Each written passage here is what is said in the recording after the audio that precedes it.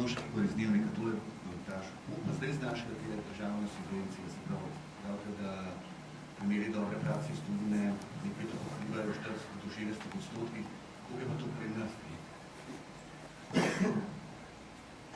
Zdaj, na začetku nismo omenili, trenutno znaša proračunska sredstva, stroškovna cena v bistvu in pa kompenzacija, oziroma proračunska sredstva za kompenzacijo znašajo 12,2 milijona evrov letno. Medtem ko stroškovna cena znaša 1,64 evra po kilometru in dejansko to pomeni, da se subvencionira javni potniški promet v Sloveniji približno 25%. Če lahko dam še en podatek, leta 2004, da dobite to predstavo, je bila kompenzacija $50. Zdaj 0,271 je $64,7. Se pravi, za $14 smo napredovali, za 14 centov, oziroma dolarjev, smo napredovali v 4 letih. Natančno pa to znaša 16,5%. Jaz bi rad še dodal, da je že kolegica opozorila, da imamo večino stroškov fiksnih in v tem obdobju, ki ga zdaj omenjamo, se budžet za javni prevoz ni povečal. Samo se je povečala subvencija na kilometr, se pravi tisti relativni del subvencije. Tako dejansko dobivamo, če upoštevamo inflacijo, manj, kot smo dobivali na začetku. Pa še en pomemben podatek, ki ga je mogoče potrebno povedati, je ta, da kolegica je povedala, da prevozniki zmanjšujemo število kilometrov. V zadnjih 3 letih smo prevozniki iz 52 milijonov kilometrov zmanjšali na 46 milijonov kilometrov letno prevoženih. To je cirka 13% manj. To je seveda šlo na račun bolj revnih krajev, tam, kjer potniki že nimajo javnega prevoza, kjer kakšni zaselki in na škodo dejansko res tisti, ki nujno rabijo prevoz. In v vsakem primeru se bo ta trend nadaljeval, če ne bo drugačnega pristopa, to se pravi drugačnega načina subvencioniranja.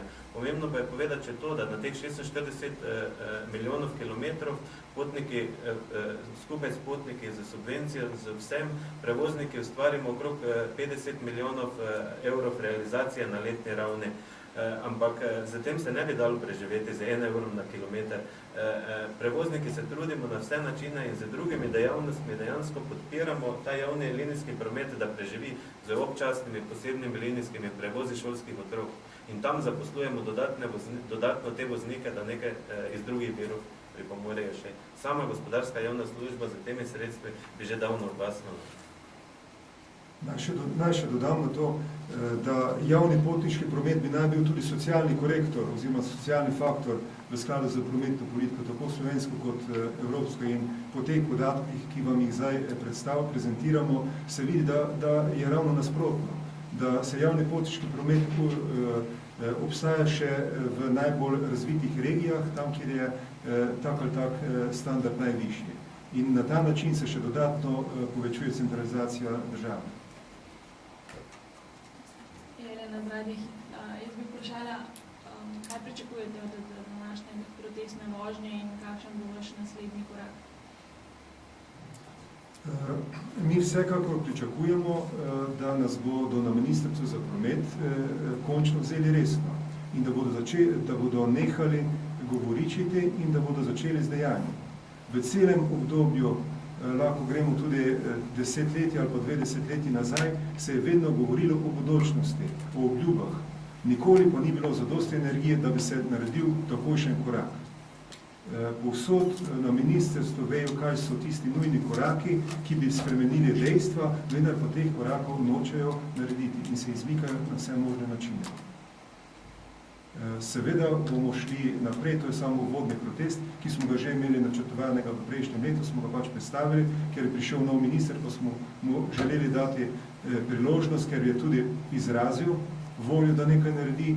Žal ugotavljamo, da je situacija nespremenjena in bomo v zelo kratkem roku šli z naslednjimi koraki. Hvala. Še kakšno vprašanje? S kakšnimi koraki?